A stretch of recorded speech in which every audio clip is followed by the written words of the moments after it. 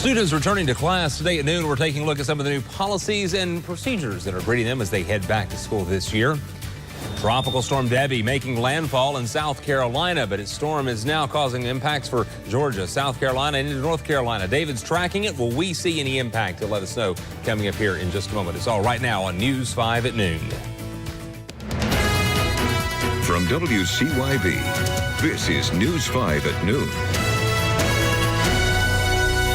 And Tropical Storm Debby is where we begin this afternoon, looking live in Charleston, South Carolina, as the rain is coming down there. Wind also a bit of an issue, but it's the heavy amounts, massive amounts of rain they're expecting across that part of the country that could lead to some major flooding. You're talking some rare warnings have been issued. That's right. And some locations have seen more than 10 inches of rain already, and they could see an additional 10 inches or more over the next few days. Here's the latest on Tropical Storm Debby. The center of the storm located near Savannah, Georgia, but there's a lot of heavy rain impacting much of South Carolina and into North Carolina. Winds of 40, gusts to 50. But the bigger problem is the rain and how slow it's moving, just crawling east-northeast at 6 miles an hour.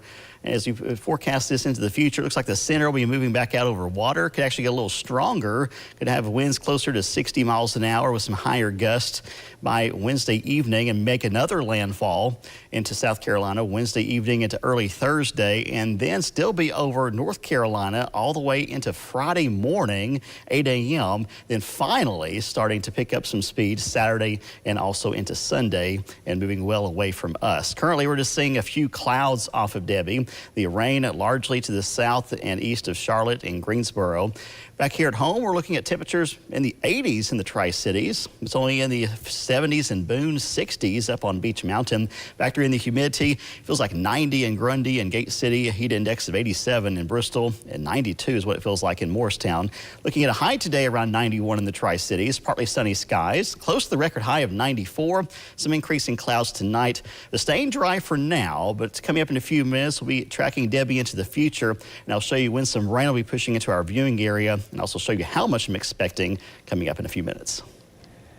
It is the season for back to school. Several students returning to class yesterday, more this morning, and then several more throughout this week and next as they head back to school across the region. Some of the classrooms are greeted by some new policies within their school systems. News 5's Caleb Perney explains what's new this year and how it could help set up your child for success.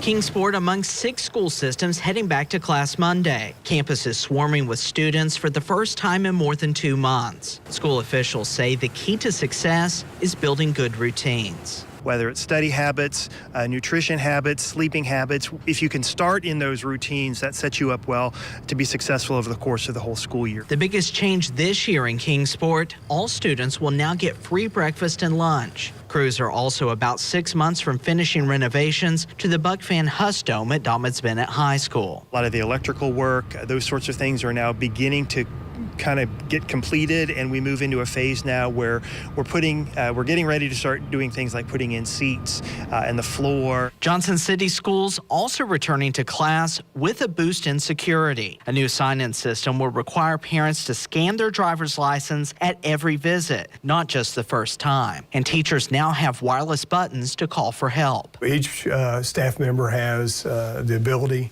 to call for an emergency, whether it be someone in physical distress, whether they had some type of heart problem, what have you, to all the way to being able to lock down a building. New rules this year also prohibit students from wearing headphones at school, a measure aimed at increasing interaction. At lunch, it's really amazing the amount of dialogue that does go on. Students sit, they talk, they enjoy each other's company, and I think it'll just improve that even more. Caleb Perney, News 5, WCYB.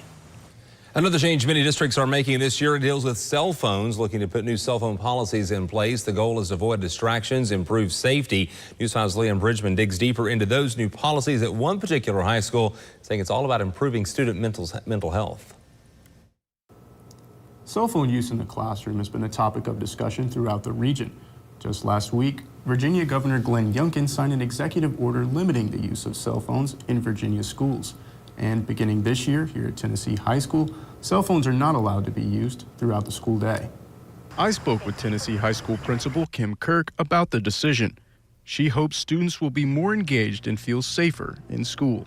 Kids can go back to having conversations again and not being so, they rely on these things. And parents have had conversations about, well, my student just doesn't have anyone to talk to. Well, a lot of times I think the cell phone is the reason they don't have anyone to talk to, because they choose a cell phone over a person. Kirk says she understands the policy may be questioned during the school year.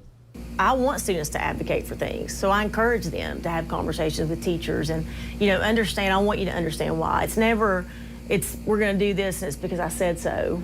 I like to, at least for them to walk away knowing while we're doing it. And we may disagree, same thing with parents. At least you understand, at least we've had a conversation about it. Dr. Rachel Miller-Slough is a licensed clinical psychologist who focuses on adolescent mental health. She says phone use in teens and adolescents can have both drawbacks and benefits. I think especially in the earlier developmental phases, there's still so much brain development that's happening, especially in the frontal lobe, where that's where you're learning how to kind of process complex information, how to regulate your emotions, how to inhibit like impulsive behavior. And so when kids have really early access to phones, I think it's on how you kind of shape that use. Miller-Slough says parents can play a big role in how their teens engage with social media. I think that especially when it comes to teens like emotional and mental health, where parents can really support their kids, is talking about how to use it in a way that supports them, like checking in with how they're feeling when they're using it or how long they use it. Kirk says she has high hopes for the year, and she looks forward to seeing the benefits of the new policy. At Tennessee High School, Liam Bridgman, News 5, WCYB.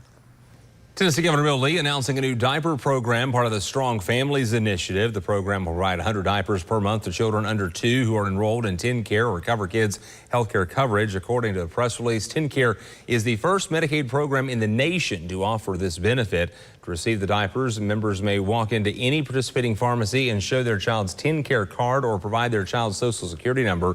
That new program takes effect tomorrow in Tennessee.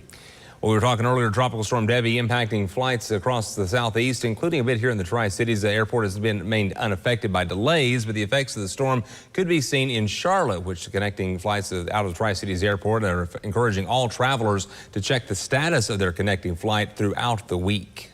Don't expect any direct effects here at the airport, but of course, the travel network is huge, and everything that gets affected anywhere in the network can trickle down into affecting us here locally. For the people going to Dallas and Atlanta, they're probably going to be fine. Going down to Charlotte, what you might see is some delays with the aircraft that are coming in from Florida and in from the southeast, and that might cause some delays. If you're going into Florida and you're traveling and connecting into Florida, we're going to recommend that you check with your airlines and that you watch the status. You can use the airline's app or you can use their website.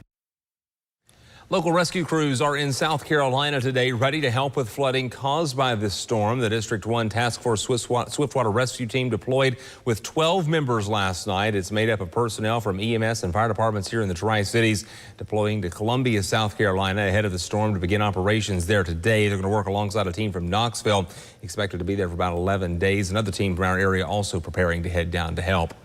An Abingdon man dead after an ATV crash in Dickinson County. State police say he was driving an ATV north on Route 697 Friday, went off the side of the road and into a tree.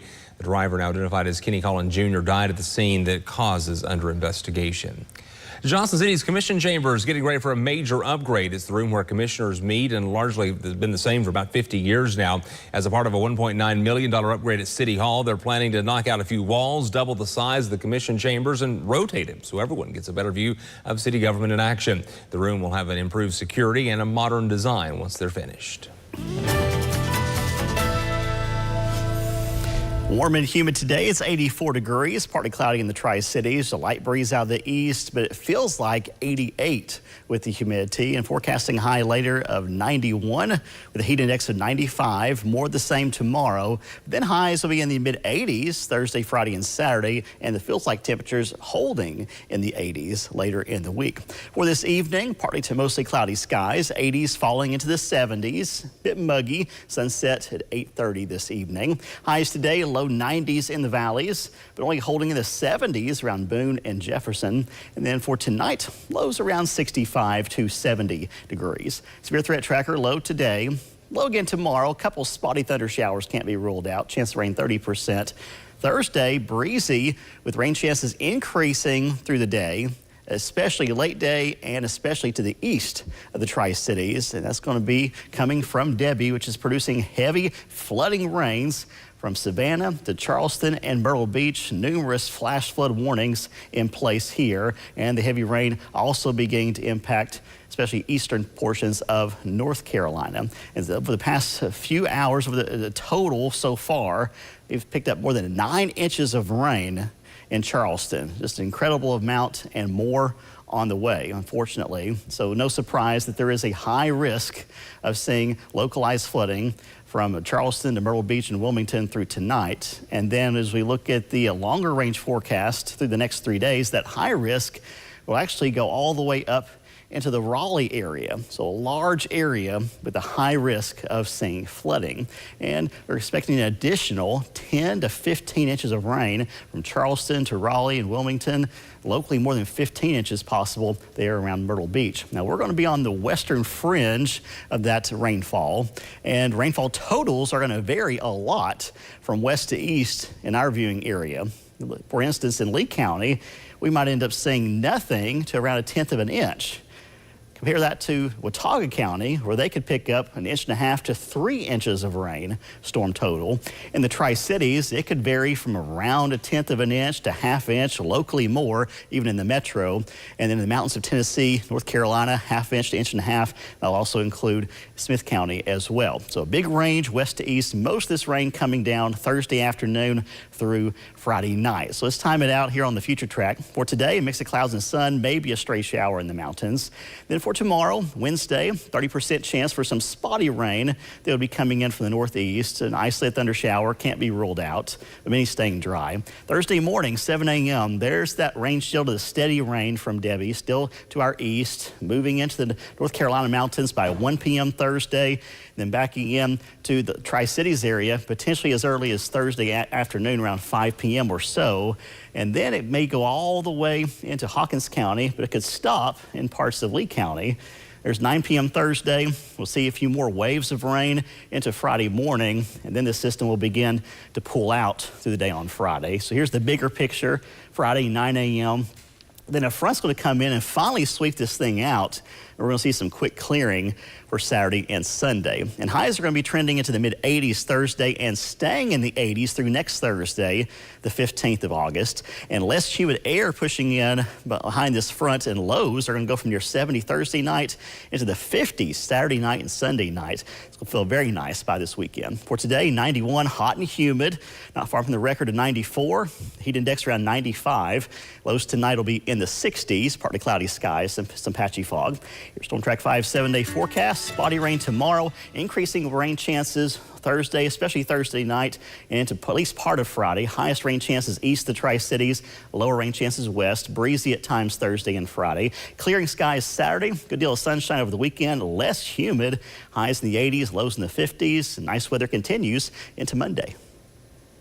Storm Track 5 weather cameras brought to you by your locally owned Ashley.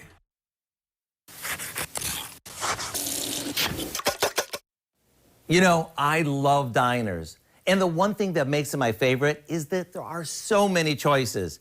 You can get everything from fill-you-up breakfast to comforting dinners and even homemade desserts. But you want to know what my favorite diner food is? It's hot off the griddle home fries, like the ones we're making today. Here, we have about 2 pounds of red potatoes that we cut into 1-inch chunks. We put those in a bowl and add a couple of large onions that we chopped. To give this authentic diner flavor, we toss this with some paprika, garlic powder, salt, and black pepper.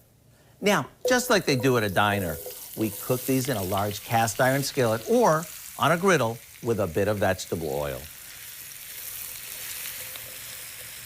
I like to cover them at first since the water in the potatoes creates steam, which makes them nice and tender. Then to finish them off, we'll uncover them and turn up the heat.